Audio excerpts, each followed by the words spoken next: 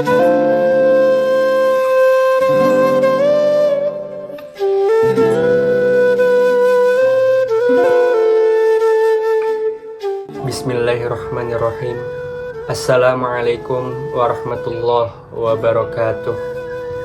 Alhamdulillah, segala puji bagi Allah yang telah melimpahkan karunia-Nya, rahmat serta hidayah-Nya, sehingga sampai sekarang kita masih diberikannya napas, diberikannya kesehatan, sehat walafiat, dan berkumpul bersama keluarga kita di buminya Allah Subhanahu wa Ta'ala yang luas ini. Tak lupa pula salawat serta salam kita haturkan kepada junjungan kita Nabi besar Muhammad sallallahu alaihi wasallam, yang mana beliau telah membawa kita dari zaman kegelapan menuju zaman yang terang benderang, yang diterangi oleh iman, Islam, dan ihsan. Pada hari ini, perkenalkan, nama saya Muhammad Rizky Pasya, mahasiswa Ilmu Al-Quran dan Tafsir UIN Antasari Banjarmasin Angkatan 2021, akan memaparkan sedikit mengenai depresi dan bunuh diri di dalam Al-Quran. Setiap orang di dunia ini pastilah pernah merasakan stres, depresi, putus asa, atau hilangnya harapan di dalam dirinya sendiri. Faktor-faktornya pun beragam, dari hubungan ataupun masalah pekerjaan, ekonomi, dan yang lainnya. Lalu, apa itu depresi? Depresi merupakan sebuah penyakit mental yang ditandai dengan rasa sedih berkepanjangan. Biasanya, depresi membuat kalian kehilangan minat, bahkan berhenti untuk melakukan kegiatan yang biasa dilakukan sehari-hari secara terus-menerus, setidaknya selama 2 minggu. Selain itu, faktor lingkungan dan pengalaman individu menjadi sesuatu yang sangat berperan dalam memunculkan depresi, seperti seseorang yang memiliki trauma karena kehilangan orang yang disayangi dan dicintainya, atau juga mereka yang mengalami kasus pembulian. Ada beberapa gejala depresi yang bisa kalian rasakan, seperti perubahan nafsu makan, kehilangan energi, kelelahan, mengalami gangguan tidur, atau bahkan gelisah dan juga putus asa. Dan sampai munculnya keinginan untuk melakukan bunuh diri. Lantas, bagaimana depresi itu bisa kita cegah? Yang pertama, kalian bisa lakukan adalah dengan mengubah pola hidup menjadi lebih sehat. Selain itu, lakukan kegiatan outdoor seperti rekreasi ataupun healing bersama teman-teman, serta mencoba untuk berbicara dengan orang yang kalian percaya mengenai masalah-masalah yang kalian hadapi. Dan jangan lupa pula untuk berkonsultasi kepada psikolog. Islam menghendaki kepada setiap muslim hendaknya selalu optimis dalam menghadapi setiap musibah. Oleh karena itu, Islam tidak membenarkan dalam situasi apapun untuk mengakhiri hidup dengan cara yang dipaksakan. Hal ini sesuai dengan pokok-pokok ajaran Islam yang melindungi kepentingan manusia melalui 5 prinsip, yakni hifzuddin atau menjamin kebebasan beragama, hifzun nafas atau memelihara kelangsungan hidup, hifzul aql atau menjamin kreativitas berpikir, hifzun nas atau menjamin keturunan dan kehormatan, hifzul mal atau kebebasan memiliki harta. Ulama fikih bersepakat bahwa bunuh diri hukumnya haram dan dianggap sebagai dosa terbesar setelah syirik. Sebagaimana firman Allah Subhanahu wa Ta'ala dalam Quran surah An-Nisa ayat 29-30 yang berbunyi, A'udzu billahi minasyaitonir rajim. Bismillahirrahmanirrahim. Wala taqtulu anfusakum innallaha kana bikum rahima. ومن يفعل ذلك عدوانا وظلما فسوف نصليه نارا وكان ذلك على الله يسيرا. Artinya, dan janganlah kamu membunuh dirimu. Sesungguhnya Allah adalah Maha Penyayang kepadamu.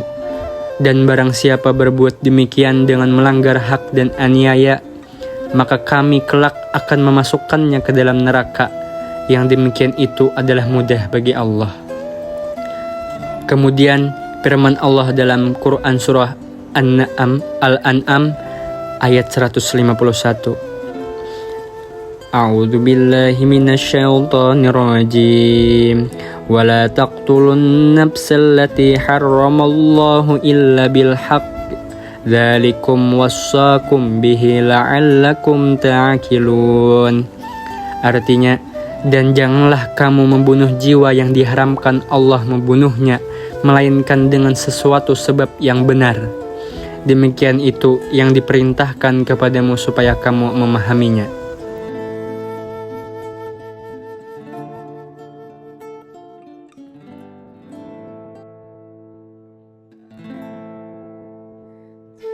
Huzn terkadang berupa perasaan tidak senang dengan apa yang terjadi, dengan berbagai problem ataupun masalah yang ia hadapi, atau kondisi di luar kehendak manusia yang membuatnya secara psikologis berada di bawah tekanan, sehingga yang bersangkutan tidak merasa nyaman dengannya.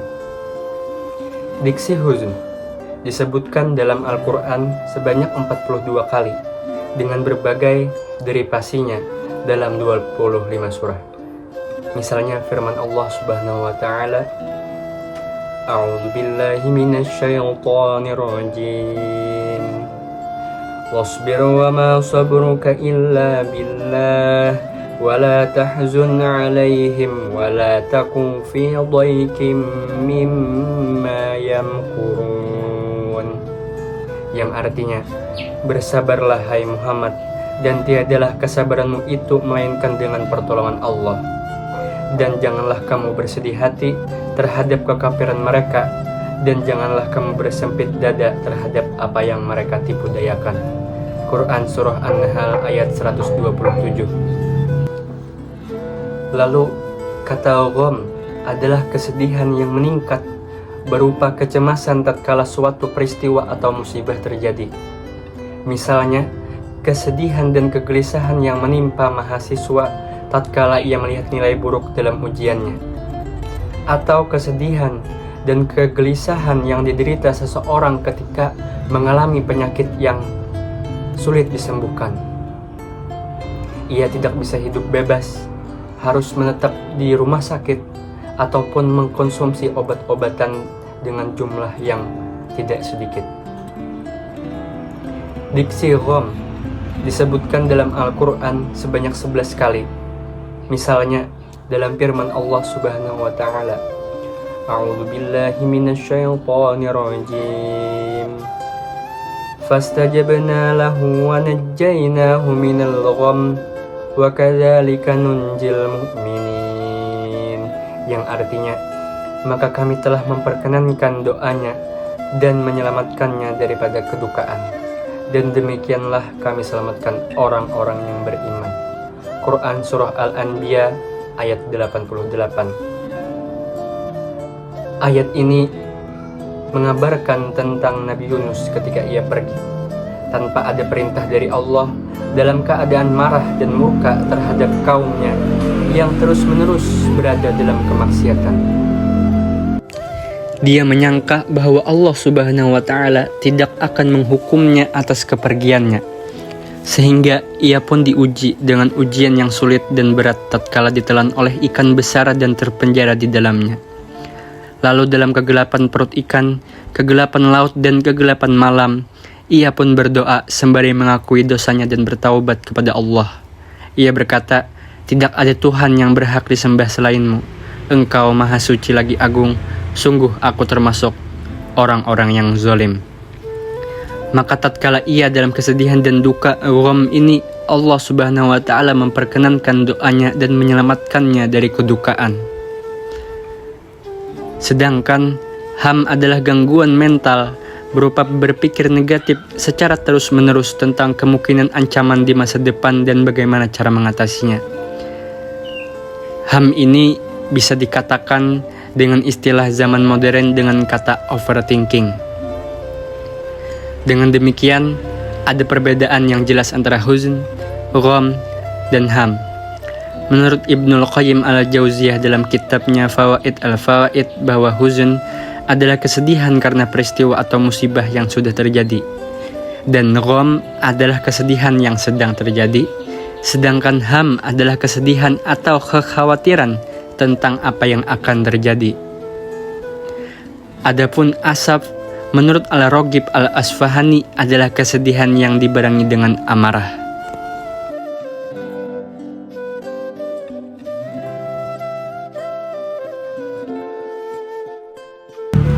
Sedangkan bunuh diri itu sendiri dalam bahasa Inggris disebut suicide, adalah sebuah tindakan sengaja yang menyebabkan kematian dirinya sendiri.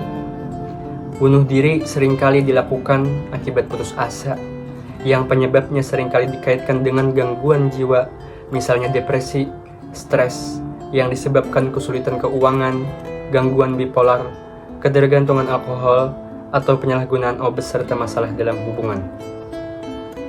Kemudian, apa hukum bunuh diri di dalam Al-Quran? Disebutkan dalam Quran Surah An-Nisa ayat 29-30, nyawa manusia, bahkan seluruh jiwa raganya adalah milik Allah, yang diamanatkan kepada masing-masing manusia. Oleh karena itu, manusia tidak dapat menjual nyawa tersebut, karena bukan miliknya. Nyawa pun tidak boleh dipisahkan dari badan kecuali atas izin Allah, misalnya dalam peperangan membela kebenaran atau pelaksanaan sanksi hukum. Ibnu Al-Munzir Al-Naisaburi dalam tafsirnya, beliau mengutip sebuah hadis Nabi Shallallahu Alaihi Wasallam yang artinya, telah menceritakan kepada kami, Ibnu Al-Mushanna telah mengabarkan kepada kami, Wahb bin Jarir telah mengabarkan kepada kami, ayahku, dia berkata, saya telah mendengar Yahya bin Ayub menceritakan hadis dari Yazid bin Abi Habib dari Imran bin Abi Anas dari Abdurrahman bin Jubair Al-Misri dari Amru bin Al-As, dia berkata, saya pernah bermimpi basah pada suatu malam yang sangat dingin, sekali ketika perang Zati al-Sulasil, sehingga saya takut akan binasa jika saya mandi. Lalu saya pun bertayamum, kemudian salat subuh dengan para sahabat. Lalu hal itu mereka laporkan kepada Nabi SAW. Maka beliau bersabda, wahai Amr, engkau salat bersama para sahabat dalam keadaan junub. Maka saya katakan kepada beliau tentang apa yang menghalangiku untuk mandi, dan saya katakan, sesungguhnya saya pernah mendengar Allah berfirman, dan janganlah kalian membunuh diri-diri kalian, sesungguhnya Allah Maha Penyayang kepada kalian. Quran Surah An-Nisa ayat 29. Maka Rasulullah SAW tertawa dan tidak mengatakan apa-apa. Demikian, sesungguhnya iman adalah perisai atau pelindung jiwa. Jika dia berpaling, tidak beriman ketika di dunia, maka ketidakberimanannya seperti penyakit yang sangat dahsyat dan fitnah yang sangat besar. Keberpalingannya di dunia nanti, di akhirat kelak akan mendapatkan azab yang sangat besar. Orang mukmin yang beriman kepada Allah Subhanahu wa Ta'ala dan hari akhir, yang mana keimanannya melekat pada dadanya, maka mereka tidak akan merasakan sebuah kesedihan dan tidak akan ada keinginan untuk membunuh dirinya sendiri. Ketika mereka merasakan kesedihan, mereka lebih mudah untuk mengatasinya. Oleh karena itu, kebanyakan orang-orang yang beragama Islam tidak akan membunuh dirinya sendiri, hanya karena sebab-sebab kesedihan yang dialaminya. Mereka akan mendapatkan hikmah dari dilarangnya membunuh dirinya sendiri. Dikarenakan keimanan seseorang tersebut, mereka akan memiliki harapan untuk masa depannya, dan tidak mudah untuk mengakhiri hidupnya. Karena jika mereka mengakhiri dirinya sendiri, otomatis maka akan membunuh harapan-harapan untuk masa depannya sendiri.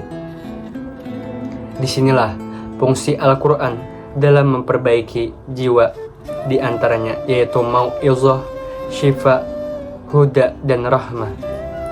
Masing-masing sifat ini ada faedah khusus. Ketika jiwa manusia bergantung kepada tubuhnya, maka ketergantungan itu disebabkan adanya hubungan secara alami, sehingga jiwa memang ada kaitannya dengan jasad. Solusi Al-Quran untuk orang-orang yang mengalami depresi yaitu sabar dan bersyukur. Adapun faktor-faktor yang menyebabkan lapangnya dada dalam menghadapi masalah sebagai berikut. Di antaranya bisa dilakukan dengan menguatkan tauhid, berzikir kepada Allah Subhanahu wa taala, ridho dengan takdirnya, meninggalkan maksiat, qanaah, memperbanyak bacaan dan mentadaburi Al-Quran dengan maknanya, dan berteman dengan orang-orang yang soleh di lingkungannya. Sekian daripada saya. Apabila ada kurangnya, saya memohon maaf.